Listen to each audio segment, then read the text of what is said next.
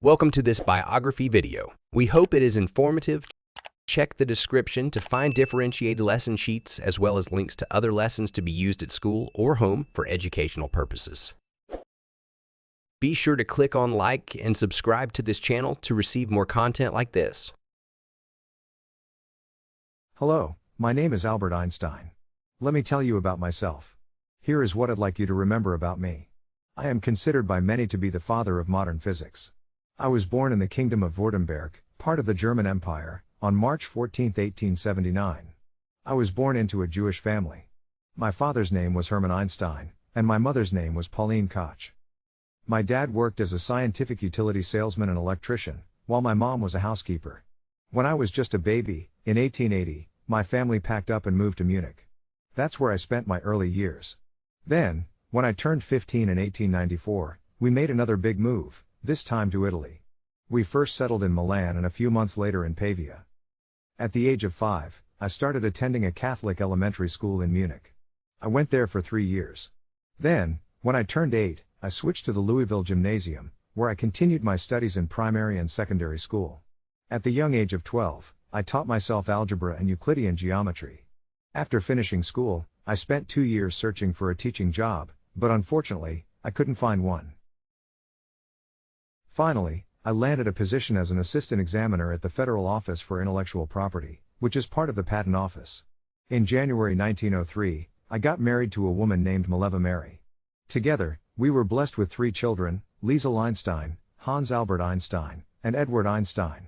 In 1905, I successfully completed my thesis titled A New Determination of Molecular Dimensions, and as a result, I was awarded a PhD from the University of Zurich. During that same year, I introduced revolutionary concepts that focused on the photoelectric effect, Brownian motion, the special theory of relativity, and the equivalence of matter and energy. These groundbreaking ideas reshaped the landscape of modern physics and significantly transformed our understanding of the universe. I published 4 groundbreaking papers on these topics. As a result, I quickly gained fame and became recognized as the foremost scientist of my time. In 1908, I was appointed as a lecturer at the University of Bern. However, I made the decision to step away from that position, as well as my job at the Patent Office. Instead, I embraced the opportunity to become a physics docent at the University of Zurich. In 1911, I transitioned into the role of a full-time professor at the Karl Ferdinand University in Prague. I separated from my wife, Mileva, in 1914. By 1916, I was appointed as the president of the German Physical Society, a position that I held for 2 years. It was during this period that I also became a member of the Prussian Academy of Sciences. My divorce was finalized on February 14, 1919. I married Elsa Lowenthal a few months later on June 2, 1919. I received a special invitation from the mayor of New York on April 2, 1921. It was an honor to be invited to deliver multiple lectures at both Columbia University and Princeton University. I moved to Washington, D.C. after visiting several countries including Singapore, Japan, America, and Belgium to deliver lectures. Suddenly, a new law was passed in Germany that unjustly targeted Jews, prohibiting them from holding official positions, including teaching at universities. Sadly, I found myself on the list of assassination targets by the Nazis. In search of safety and refuge, I sought temporary shelter in England. It was there that I made the decision to make the United States my permanent home. Determined to secure my place, I went through the process of applying for citizenship. Finally, in 1940, I was granted the privilege of permanent citizenship in the United States. In my later years, I was extended an offer to become the President of Israel.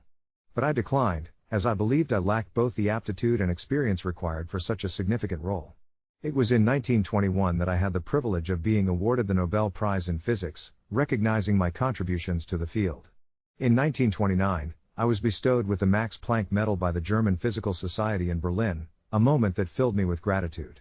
As a testament to my contributions, both a chemical element and a stadium were named in my honor. Eventually, on April 18, 1955, at the age of 76, I passed away in Princeton, New Jersey, United States.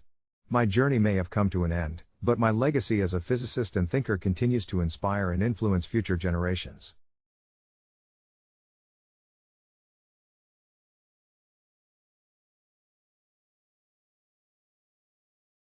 Let me remind you once again, click on like and subscribe to this channel to receive more content like this.